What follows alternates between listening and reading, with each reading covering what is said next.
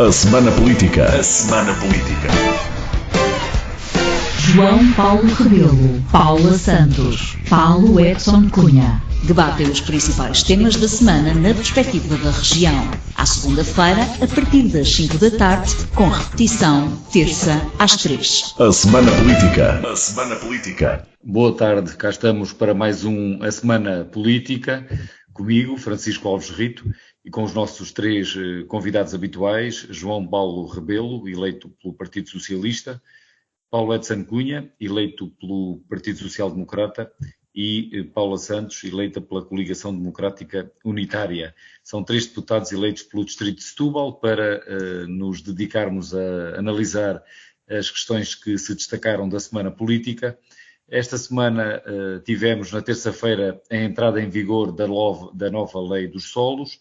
Soubemos também que o Governo planeia encerrar a maternidade do Barreiro, do Hospital Nossa Senhora do Rosário, do Barreiro, e que o Ministério Público está a investigar uma PEN encontrada no gabinete de António Costa. São estes os temas para o programa de hoje e começamos com João Paulo Rebelo. Boa tarde outra vez, João Paulo. Sobre esta nova Lei dos Solos, ela já entrou em vigor, foi uma lei que veio do lado da AD, mas, entretanto, o Partido Socialista disponibilizou-se e apresentou propostas para, no entender dos socialistas, melhorar a lei.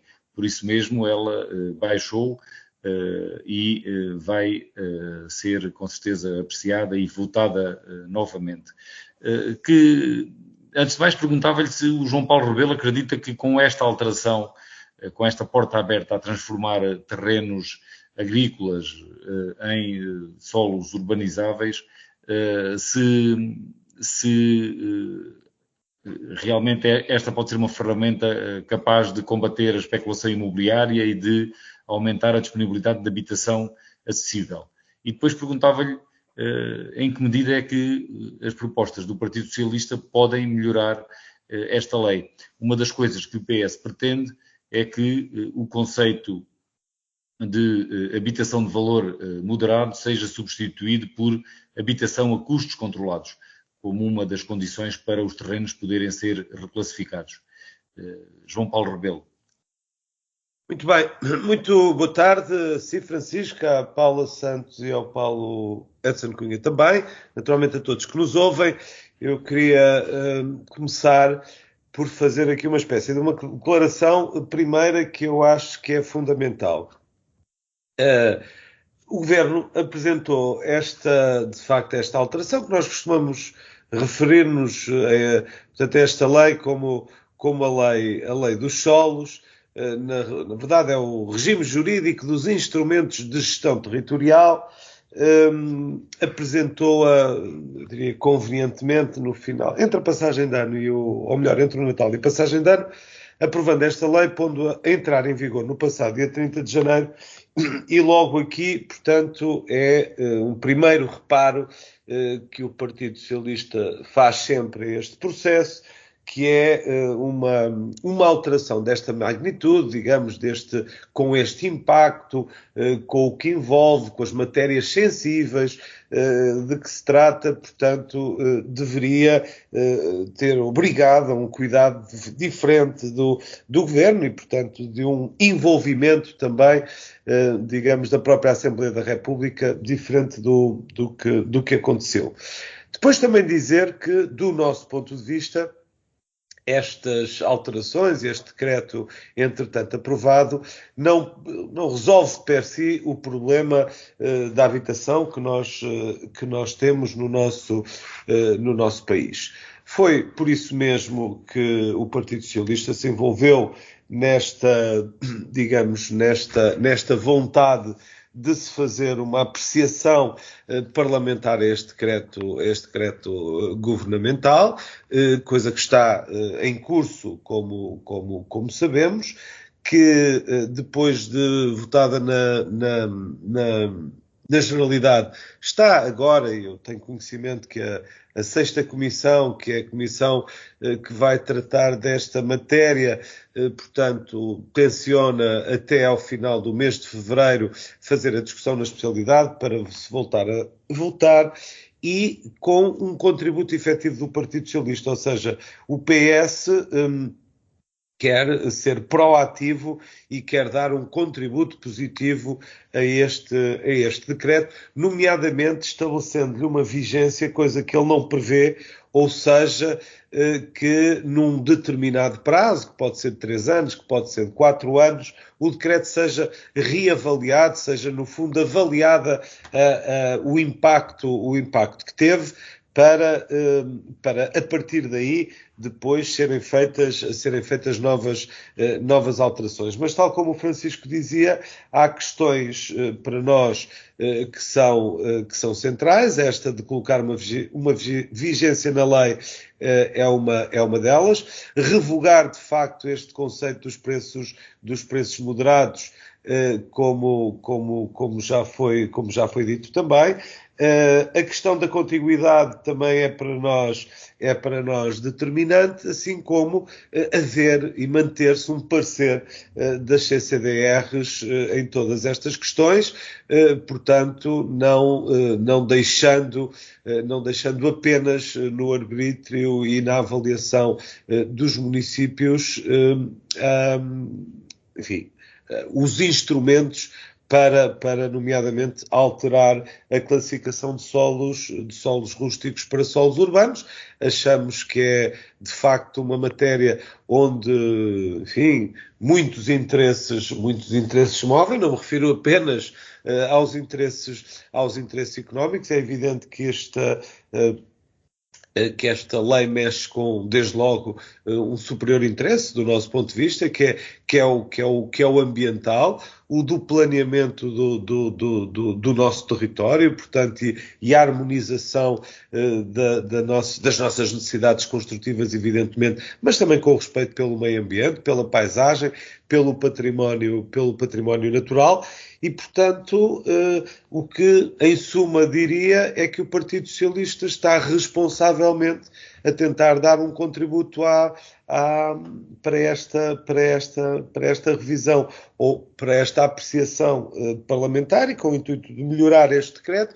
Porquê? Porque também entendemos, e resulta também da própria experiência que tivemos de governo, que algumas coisas também devem ser feitas para que também se possam agilizar e responder muitas das vezes também a necessidades que se colocam, e que o Estado, de uma forma, por vezes, eu costumo dizer muitas vezes, a burocracia é absolutamente essencial. A burocracia é o que até determinado ponto, naturalmente, e até determinada medida, garante que o dinheiro de todos nós, do erário público, portanto, que há um rastreamento, que há regras que são aplicadas e que há rigor e imparcialidade na gestão da coisa pública. Evidentemente que a burocracia em excesso é um problema, e pode ser um problema de facto muito grande para o desenvolvimento do próprio país, e portanto eu diria que é nestas balizas que andaremos, responsavelmente a reconhecer que avanços é que podem ser feitos, mas deixando sempre garantidos os interesses, desde logo o interesse geral, que é o interesse de não ferirmos, digamos, o nosso território com passa a palavra, ou passa a expressão, com crimes de natureza ambiental que não são desejáveis. Paula Santos, acredita que esta alteração na possibilidade de serem reclassificados os solos pode contribuir para melhorar o acesso à habitação? E relativamente às propostas do Partido Socialista, que importância é que lhes atribui? Muito boa tarde, cumprimento Francisco Rito, cumprimento João Paulo Rebelo, Paulo Edson de Cunha, cumprimento todos os que nos ouvem. Não, esta legislação não vai contribuir para a resolução do problema da habitação, e o problema que está em cima da mesa também não se resolve com os remendos que o Partido Socialista pretende introduzir. Portanto, mas indo ao primeiro ponto. Como referi, esta foi uma alteração legislativa aquilo que contribui para incentivar e promover a especulação imobiliária, a transformação de solo rústico em solo urbano. Essa possibilidade de ser colocada da forma como está na legislação tem, de facto, somente esse objetivo. Vai contribuir para, aliás, em nada vai contribuir para o ordenamento do território, muito pelo contrário, aquilo que vai contribuir era para a maior artificialização do solo, para a periferização de muitas camadas da população, quando aquilo que é necessário, e quer o anterior governo do Partido Socialista, quer o atual governo, tenha-se recusado a fazer, porque aquilo que é necessário para resolver o problema da habitação é, por um lado, uma intervenção firme no que diz respeito ao controlo dos valores das rendas, em particular, mas também necessidade de um investimento público e disponibilização de habitação pública. Há imensos imóveis que são propriedade do Estado, que têm aptidão para a habitação e que deveriam ser, muitos deles necessitarão de obras de requalificação, é certo, mas a verdade é que deveria haver essa intervenção de requalificação e a disponibilização dessas casas para, de facto, suprir as carências de habitação com as quais estamos confrontados. Desta forma, com esta legislação, aquilo que se vai promover é, de facto, a promoção e o incentivo da especulação, que eu recordo que já vinha de trás, porque o anterior governo do Partido Socialista fez alterações no regime jurídico de edificação e urbanização no que diz respeito aos licenciamentos e também com esse objetivo presente. O PSD e o CDS vão agora mexer no regime jurídico dos instrumentos de gestão territorial, e também aquilo para o qual vai contribuir é aqueles que têm ganho com a especulação, os fundos da área do imobiliário vão continuar a ganhar, e os custos da habitação no nosso país vão se manter incomportáveis. Permita-me só acrescentar 2 últimos dados, que é os censos, ou aquilo que nos dizem que há cerca de 700 mil casas que estão desocupadas, 50 mil, estima-se que 50 mil sejam na cidade de Lisboa, portanto há muita habitação que pode e deve ser colocada para suprir carências de habitação, e por outro lado também daquilo que são os dados públicos e que conhecemos, não há nota que haja falta de solo urbano, portanto esta opção por parte do governo do PSD e do CDS tem, de facto, esse objetivo de contribuir para a especulação. Permita-me ainda uma última nota para dizer o seguinte: a apreciação parlamentar que foi discutida na Assembleia da República, ela foi subscrita pelo Partido Socialista, pelo PCP, peço desculpa, eu ia dizer pelo Partido Socialista, é que não foi. Foi subscrita pelo PCP, e a solução que nós consideramos que é adequada é, de facto, revogar essa legislação. Foi isso que nós propusemos no quadro dessa apreciação parlamentar, porque lá está, não vai resolver nenhum problema de habitação, só vai contribuir para o desordenamento e para mais especulação imobiliária, que tem levado os preços das casas para valores que são absolutamente incomportáveis para o nosso país. Paulo Edson de Cunha, já ouvimos aqui o João Paulo Rebelo a referir-se ao timing e à forma como esta lei foi aprovada no período das festas de Natal, e também estas críticas de Paula Santos, a dizer que não acredita que a lei contribua para um melhor acesso à habitação. No seu entender, imagino que pense o contrário, não receia que o episódio relativo à admissão do secretário de Estado da Administração Local, Hernani Dias, que se demitiu na altura em que a lei entrou em vigor, precisamente por haver suspeita de que criou uma empresa com a intenção de beneficiar desta lei, pelo menos é esse o receio de muita gente, de beneficiar desta lei. Isso não fragiliza politicamente esta mudança de regime e a entrada em vigor desta nova lei? João, muito bem. Paulo Muito bem. Boa tarde, Francisco Rito. Também boa tarde aos meus colegas de painel e a todo o auditório. Eu, em primeiro lugar, refere que imagina que eu não tenho a mesma opinião que os meus colegas e, efetivamente, imagina bem porque não tenho. Sobre se fragiliza, quando existe algum episódio, fragiliza sempre do ponto de vista político, mas a resposta que quer dar, eu penso que é um bocadinho mais abrangente do que a própria fragilidade em si. É se a lei depois pode ficar em causa, se a lei se tudo que está por trás desta lei tem muito a ver com aquilo que foi este episódio infeliz. Então, vou tentar responder daquilo que seja a minha opinião aqui, que é a minha opinião.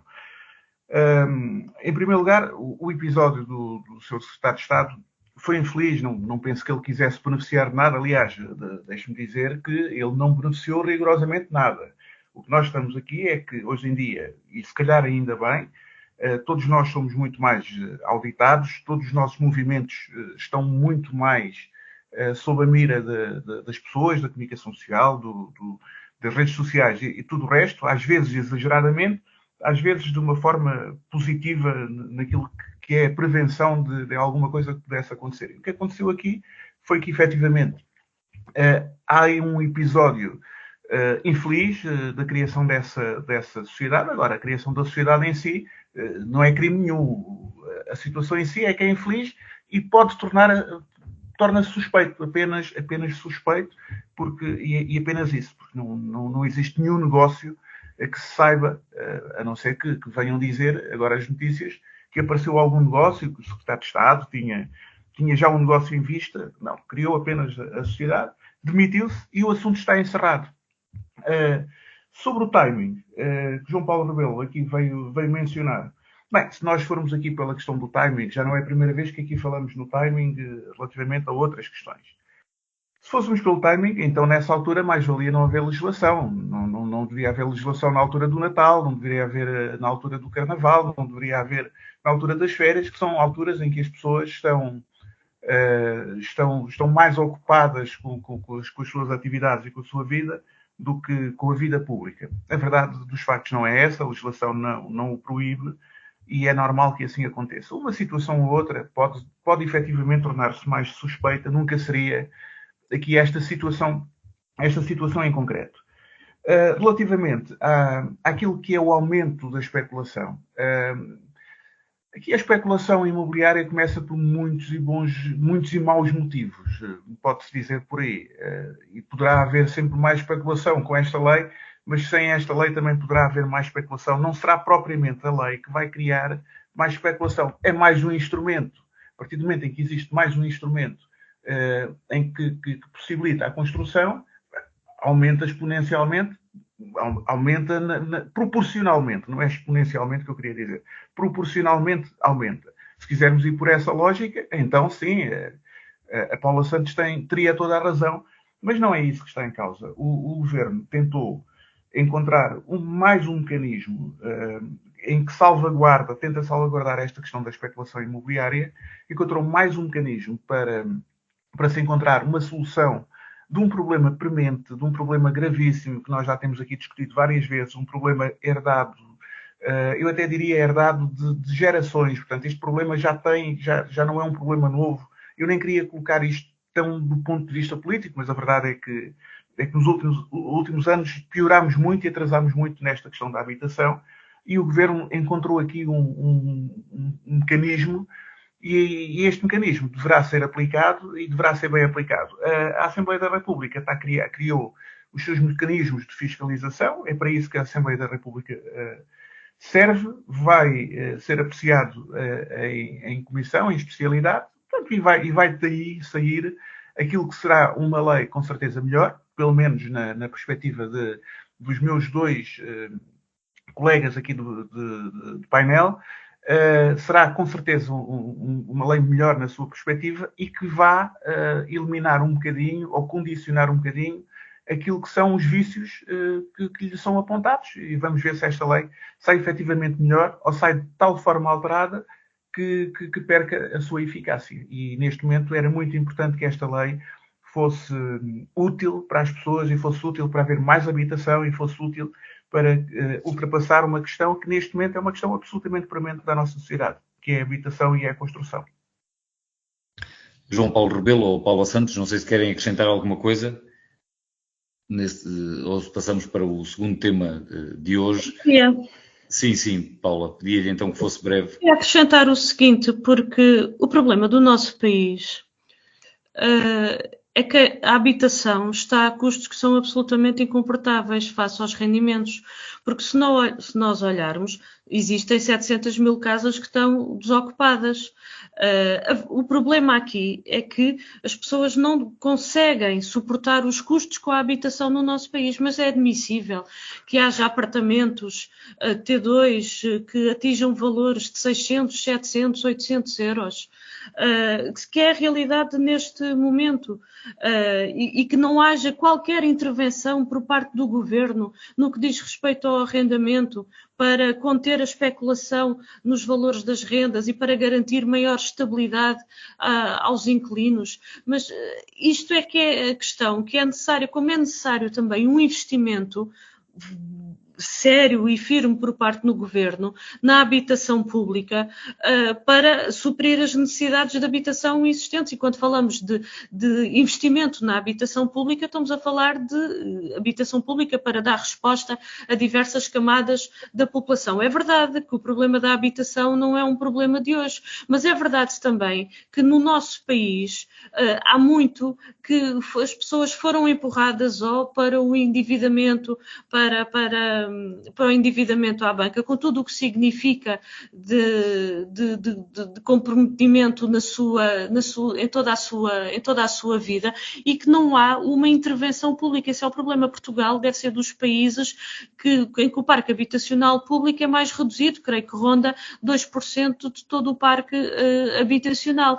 E estas são as questões de fundo que exigem respostas e quer o governo do Partido Socialista aliás, não tomou nenhuma medida para resolver estes problemas, muito pelo contrário, optou também pelo caminho da promoção da especulação e do favorecimento de quem tem ganho com essa especulação, e aquilo que vemos é este governo prosseguir esse caminho. Eu pedi a palavra, foi para dizer isto, que é, o problema são os preços com a habitação e, portanto, é preciso uma intervenção para, de facto, é preciso que haja uma intervenção para garantir, de facto, a acessibilidade de quem procura uma casa, que consiga, de facto, encontrar essa casa. João Paulo Rebelo, quer ainda acrescentar algum comentário ou passamos ao segundo tema de hoje? Isto porque Paula Santos estava aqui a dizer que o Partido Socialista também não tomou nenhuma medida para resolver o problema da habitação. Não acho que seja justo, acho que o Partido Socialista apresentou várias medidas também para fazer, de facto, um combate desde logo à própria especulação que há à volta da habitação, mas também, e justamente, com alguns programas que são subejamente conhecidos, tentar inverter essa situação que a Paula Santos identifica e que tem razão, que é a de termos um parque público habitacional muito pequeno no nosso país. Agora, diria, é uma questão também com décadas, que tem que ser e que tem que merecer aqui também alguns compromissos, digamos, de vontades. E daí, mais uma vez, voltando aqui a este decreto que discutimos e a esta apreciação parlamentar, daí a tal posição, entendemos nós, responsável do Partido Socialista em dar um contributo para que este decreto possa ter, de facto, algumas virtualidades. Passamos então ao segundo tema do programa de hoje. Ficou a saber-se esta semana que o Governo estuda a possibilidade de encerrar a maternidade do Hospital do Barreiro, da ULS do Arco Ribeirinho, da maternidade que serve os concelhos de Barreiro, Montijo, Alcochete e Moita. E esta ideia vem no seguimento de uma proposta da Comissão Nacional da Saúde da Mulher, da Criança e do Adolescente para a criação de um centro materno-infantil na Península de Setúbal, uma maternidade metropolitana que junta as maternidades do Barreiro e de Almada, mas no Hospital Garcia de Horta. Esta ideia já foi contestada por uma comissão de utentes do Barreiro, que já se manifestaram contra a proposta que está a ser estudada, e os deputados do PSD eleitos pelo Distrito de Setúbal também já se manifestaram, pediram uma reunião urgente à Ministra da Saúde, Ana Paula Martins, sobre essa possibilidade e dizem que o encerramento da maternidade do Hospital do Barreiro não pode ser a solução. Paulete Santo Cunha também é um dos deputados eleitos por Setúbal, do PSD, que estão aqui neste grupo que pediram esta reunião à Ministra do Governo AD. Porquê? O que é que pretendem com essa reunião? É travar esta intenção de se encerrar a maternidade do Barreiro e depois qual é a solução? Francisco Rito, antes não só também estou, até como coordenador do grupo dos deputados, até fui eu próprio que redigi o pedido. Agora, o que é que nós pretendemos? Eu já o tenho dito aqui várias vezes, sobretudo naquilo que diz respeito a questões da política da saúde, nós temos de ser o mais sérios possível. Nós temos de encarar aquilo que são os problemas que existem no setor hoje em dia, que são problemas que vêm de trás, alguns já muito de trás, outros são problemas novos que surgem, mas próprios da dinâmica da nossa sociedade, do crescimento do setor privado, e não tem aqui a ver com a ajuda do Estado no setor privado, já respondendo um bocadinho àquilo que a Paula Santos costuma dizer e poderá vir aqui a responder, mas tem a ver mesmo com aquilo que é o crescimento social, e se nós não encararmos as coisas como elas são atualmente, nós não vamos conseguir nunca resolver este problema. Nós temos de encarar que a sociedade está diferente, não poderemos encontrar as soluções que encontrávamos nos anos 80, anos 90, no ano 2000. As soluções terão de ser outras, terão de ser mais imaginativas e terão de haver alguns instrumentos de regulação por parte do Estado. Isso é uma realidade que todos nós vamos ter de encarar e vamos ter de encarar de frente.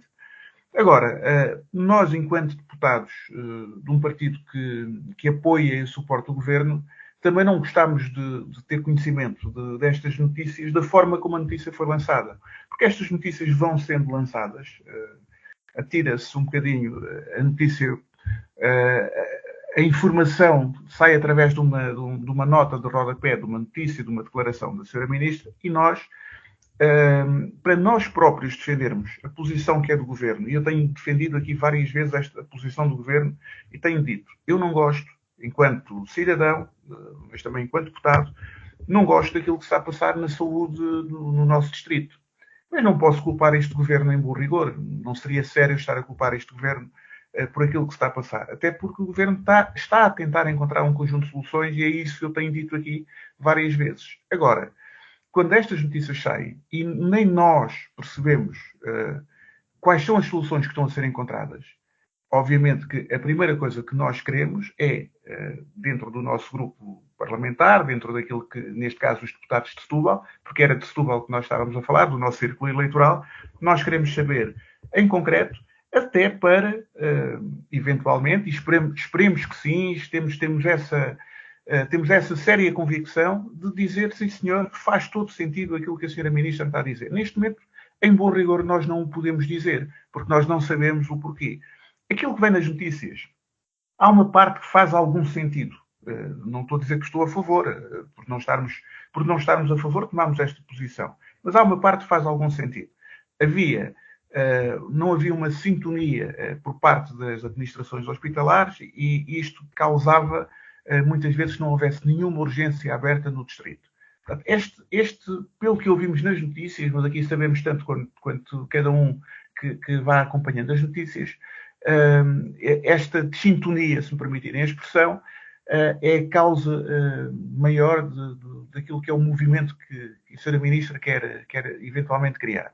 Mas isto normalmente começa-se por apresentar as coisas desta maneira, mas a verdade é que deixa de haver urgências num lugar absolutamente vital, em que é absolutamente necessário, em que a população precisa grandemente, já se tem visto, onde tem havido números preocupantes, não vamos dizer que é por ter urgências ou não abertas, mas até de mortalidade infantil. Portanto, são um conjunto de dados que nos preocupam, um conjunto de situações que aquilo que está anunciado não nos dá nenhuma tranquilidade. Paulo Edson Cunha, eu ia pegar também nesses dados, juntar aqui ao que estamos a tratar. Ficou a saber-se também recentemente por uma denúncia ou um alerta da Ordem dos Médicos, do bastonário da Ordem dos Médicos, que a mortalidade infantil na ULS do Arco Ribeirinho, que é aquela que tem o Hospital do Barreiro como principal unidade de saúde, além dos outros centros que compõem o ULS, tem a taxa de mortalidade infantil mais elevada do país, 3,7, quando a média nacional são 2,5 e a média europeia são 3,2. A Península de Setúbal aparece também mal nesta fotografia, mas não por causa das outras ULS, as outras duas, que são a da Arrábida e a de Almada Seixal. No caso da Arrábida até está abaixo da média nacional, mas porque esta realmente, a ULS do Arco Ribeirinho, esta que inclui o Hospital do Barreiro, está muito acima da média.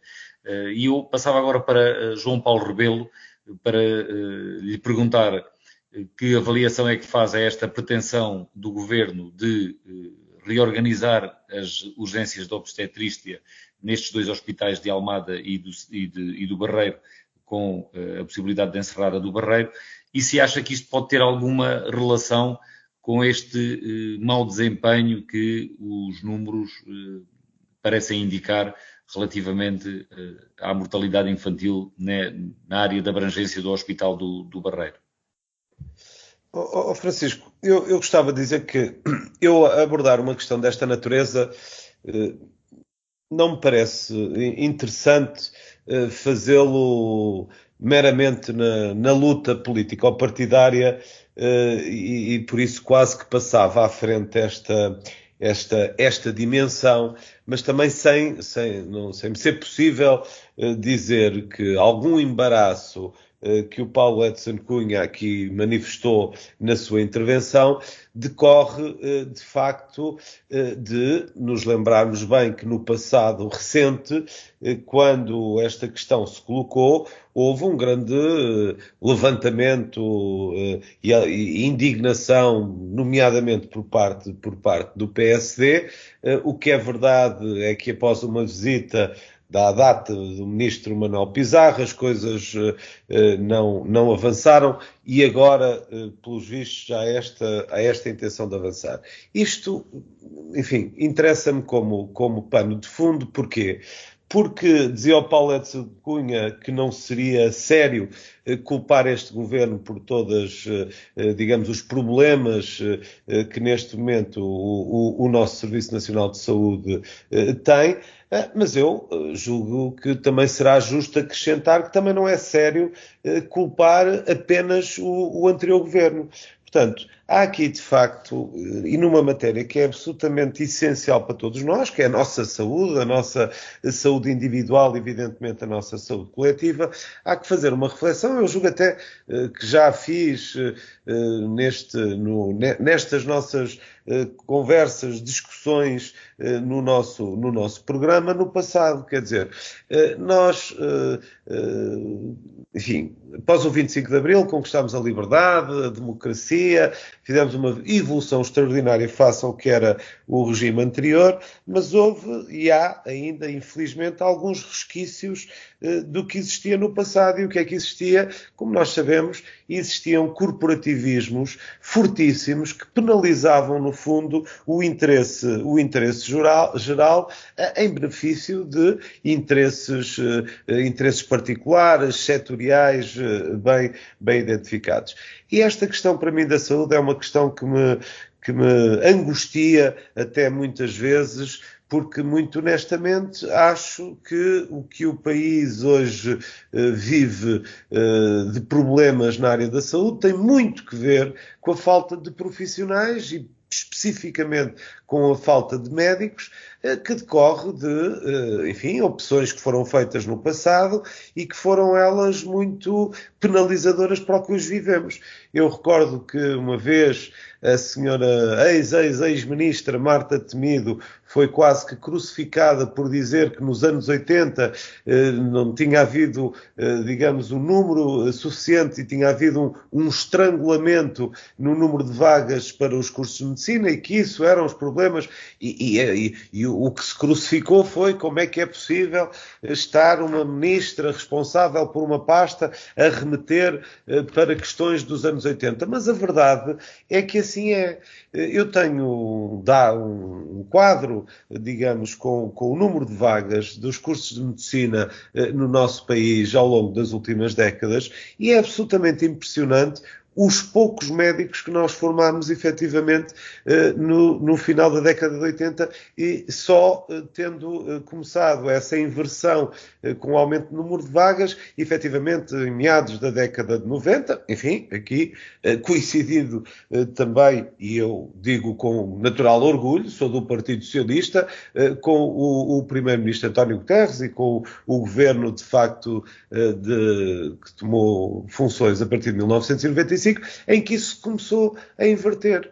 E este é o problema, para mim é sempre a mesma coisa, eu julgo que já disse isto aqui, quer dizer, nós não arranjamos um canalizador ou um picheleiro, é porque não há. Nós não arranjamos um eletricista, temos dificuldades em arranjar alguém que nos faça uma intervenção simples, muitas vezes na área da eletricidade, é porque infelizmente não há profissionais, não há. Sempre que falamos de médicos e dizermos que temos um problema qualquer, vêm sempre alguns dizer não, que o problema não é não haver médicos, o problema é a distribuição dos médicos, é a gestão do sistema, é isto, é aquilo. Quer dizer, eu muito honestamente, já, como se costuma dizer, e permita-se uma expressão, já dei para esse peditório. Acho que nós temos um problema grave e que temos que, de facto, enfrentar e, sobretudo, trabalhar para as gerações futuras. Temos que formar mais profissionais de saúde, nomeadamente formar mais médicos, porque isso é o que garante que, efetivamente, os serviços funcionem com o mínimo de estabilidade. O que está a acontecer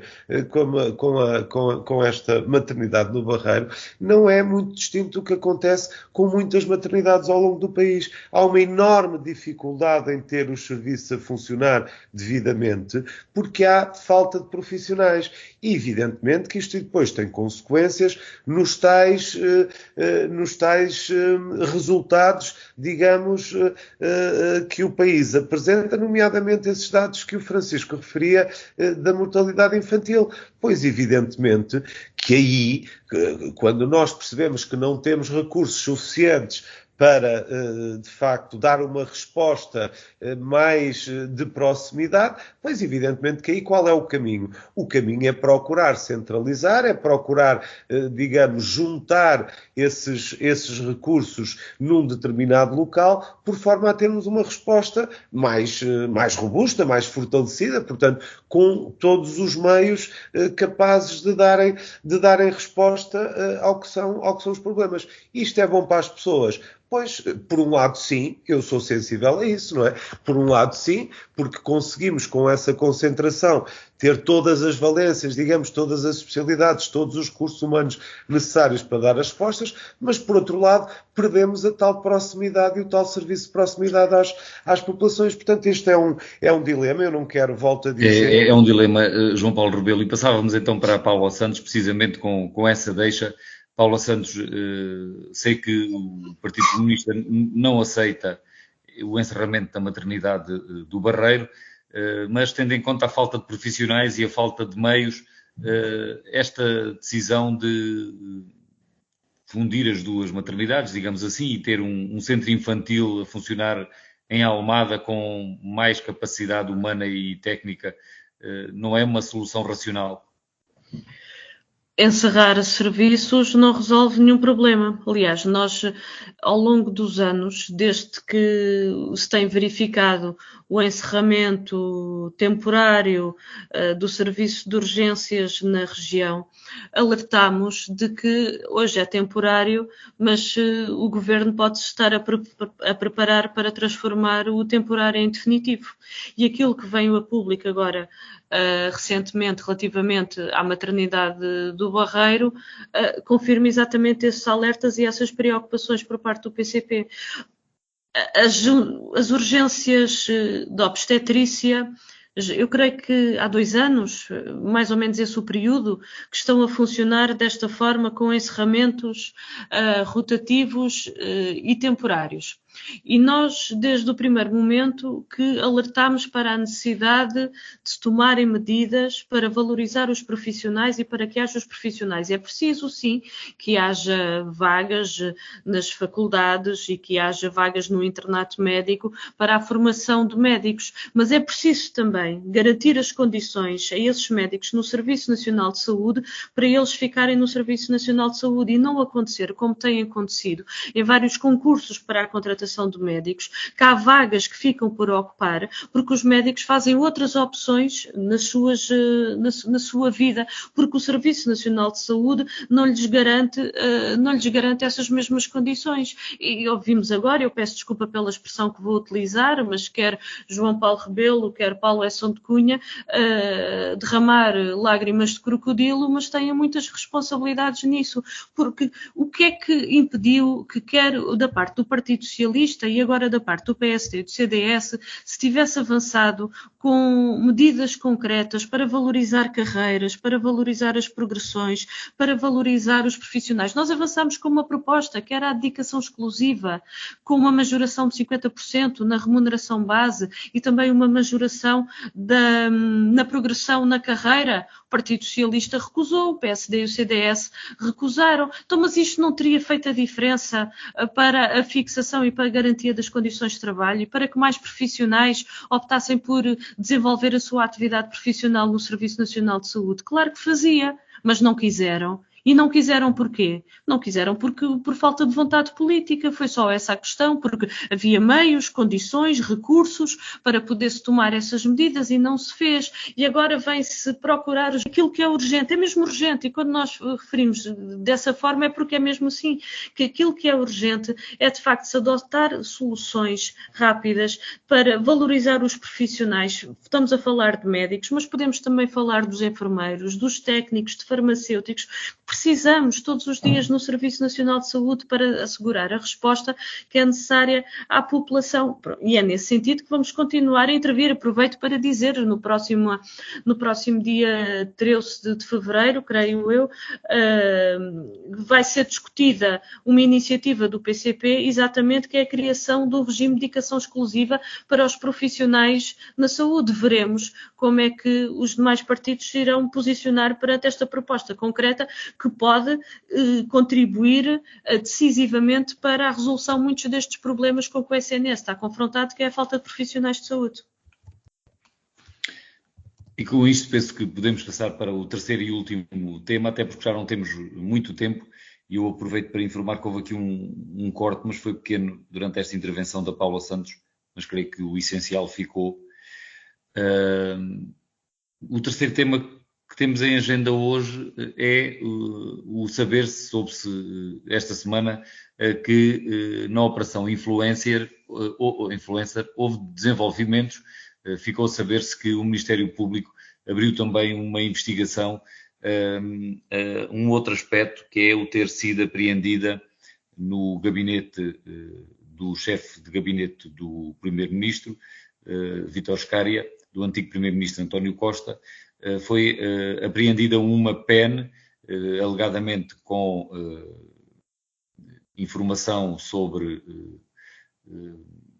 antigos e atuais agentes com dados pessoais, nomes e outros dados pessoais de centenas de agentes do SIS e do CIED, e também da Polícia Judiciária e do quadro das finanças, E, entretanto, a revista Sábado revelou que foi aberto um inquérito também sobre isto, sobre a existência desta PEN, porque pode configurar um crime de violação de segredo de Estado, e já foi ouvido o antigo chefe de gabinete de António Costa, Vítor Scária, que foi constituído arguido, e o DCIAP vai agora também ouvir o antigo secretário de Estado, que na altura era também ex-chefe de gabinete de António Costa, Francisco André, o antigo secretário de Estado dos Negócios Estrangeiros e da Cooperação, também vai ser ouvido pelo DCIAP. Esta apreensão desta PEN não é nova, foi feita logo no dia 7 de novembro de 2023, quando António Costa se demitiu do governo, mas só agora se soube que existe esta outra investigação. E eu começava agora mesmo por Paula Santos, apesar de ter sido Paula Santos a acabar de falar. Paula Santos, atribui alguma importância a esta descoberta, a esta informação de que existe uma PEN com estes dados de tantos serviços de autoridade e também de inteligência nacional? Relativamente a esta questão, a confirmar-se as notícias que vêm a público, e naturalmente deve ser feita a devida investigação pelas autoridades competentes e apurar-se efetivamente tudo relativamente a esta questão, mas como refiro, a confirmar-se, parece-me de uma enorme gravidade aquilo que veio a público relativamente a esta questão, porque estamos a falar de um conjunto de informações sensíveis e, de facto, pode-se estar perante, efetivamente, questões de violação de segredo de Estado. Contudo, há um aspecto que queria também registar, é porque, como o Francisco fez referência, de facto, esta PEN foi apreendida quando foram feitas as buscas, no final de 2023, mas é agora, em 2025, que é conhecimento público desse acontecimento. E, portanto, isto também nos faz questionar o porquê. O que é que se passou ao longo destes meses todos, mais de um ano, para que seja agora que vem a público esse conjunto de elementos. Eu deixo a questão, mas que também gera aqui alguma preocupação relativamente a todo este processo. Mas, como referi, naturalmente, as autoridades estão a fazer o seu trabalho, a investigação, e, portanto, aquilo que posso dizer é que esse é um trabalho que é matéria da justiça e que, naturalmente, é nesse plano que deve prosseguir a investigação relativamente a este caso.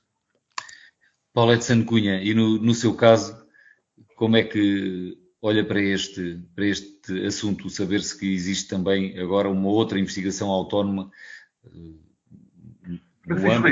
Ao contrário do que é hábito, eu subscrevo quase integralmente aquilo que a Paula Santos disse.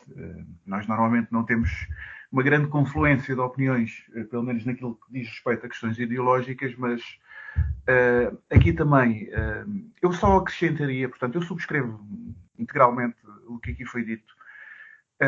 Eu só adiantaria dois pontos. Sempre que existem questões judiciais, aqui podíamos usar um bocadinho aquela frase do anterior Primeiro-Ministro: à justiça o que é da justiça e à política o que é da política. É verdade que sim, e numa situação normal faria sentido. Neste caso faz um bocadinho mais sentido por um motivo.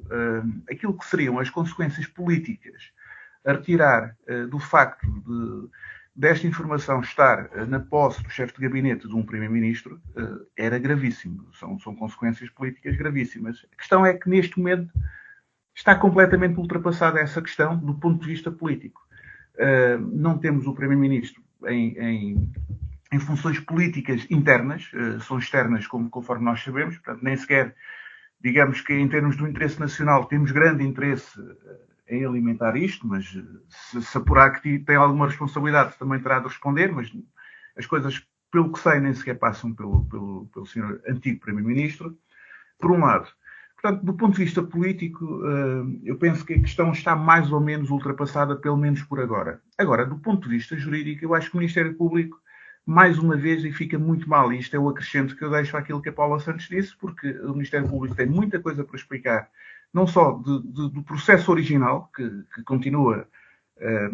continuamos a não perceber as consequências políticas que trouxe aos envolvidos e as consequências jurídicas, no fundo, judiciais, quase não as vemos, e depois de repente aparece este processo vindo do nada, sem nós percebermos, um processo com uma gravidade imensa, com matéria sensível, nós percebermos que as informações sensíveis do Estado estão numa PEN, num gabinete, não se compreende nada desta atrapalhada, e temos o Ministério Público a não prestar, temos a Procuradoria a não prestar qualquer tipo de explicações, mais do que isso, a baralhar-nos, a deixar-nos mais confusos ao fim de mais de um ano das ocorrências, e isto é tudo muito grave e tudo muito lamentável. Do ponto de vista judicial, havemos de descobrir o que é que se passou um dia.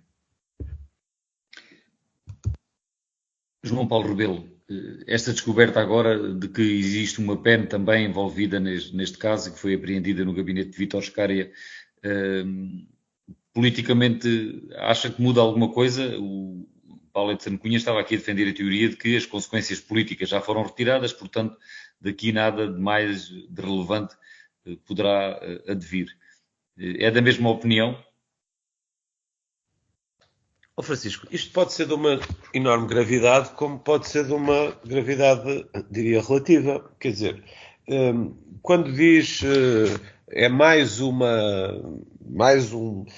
dado nesta investigação. Bom, a PEN foi encontrada à data das buscas, portanto, o que é novo aqui é ser agora do conhecimento público. Eu acompanhei pela comunicação social, inclusivamente li uma notícia em que esta PEN pode ter aparecido no gabinete do Sr. Primeiro-Ministro de forma anónima, e foi o que li, e que tinha sido guardada num cofre, e pelos vistos já à data do chefe do gabinete do Sr. Primeiro-Ministro não ser sequer Vítor Scária, ser justamente Francisco César. Portanto, o que é que relativamente a todo esse caso me apraz dizer? O que já digo desde o início, houve uma trágica intervenção, do meu ponto de vista, da Justiça, enfim, do Ministério Público, que não acautelou minimamente as consequências do que era a sua ação. E isso, enfim, já trouxe, de facto, como dizia o Paulo, do ponto de vista dos impactos políticos, ele já, diria, os mais gravosos aconteceram, não é? Nós deixámos de ter um governo que tinha uma maioria absoluta, portanto o Sr. Primeiro-Ministro apresentou a sua demissão, isto implicou novas eleições, portanto tudo isto, toda essa história é conhecida. A PEN em si, pois evidentemente o que tem que acontecer, e junto-me aí, quer à Paula, quer ao Paulo, o que tem que acontecer as entidades competentes fazerem o seu trabalho, portanto, fazerem a investigação que têm de fazer, chegarem às conclusões. Eu, a única coisa que acrescento é o mais depressa possível, porque isso, evidentemente, ajuda a termos todos, enquanto cidadãos, uma boa imagem da justiça, que é absolutamente essencial num Estado de Direito. Não tinha muito mais a dizer sobre o tema. E chegamos ao fim da semana política de hoje, comigo, Francisco Alves Rito, com João Paulo Rebelo, do PS, Paulo Edson Cunha, do PSD, e Paula Santos, da CDU. A semana política está no ar aqui na Popular FM às segundas-feiras às 5 da tarde e repete às terças às 3 da tarde, e fica também disponível nas diversas plataformas do podcast. Uma boa semana para todos, encontramos-nos de hoje a 8 dias. A Semana Política. A Semana Política. João Paulo Rebelo, Paula Santos, Paulo Edson Cunha. Debatem os principais temas da semana na perspectiva da região. À segunda-feira, a partir das 5 da tarde, com repetição, terça às 3. A Semana Política. A Semana Política.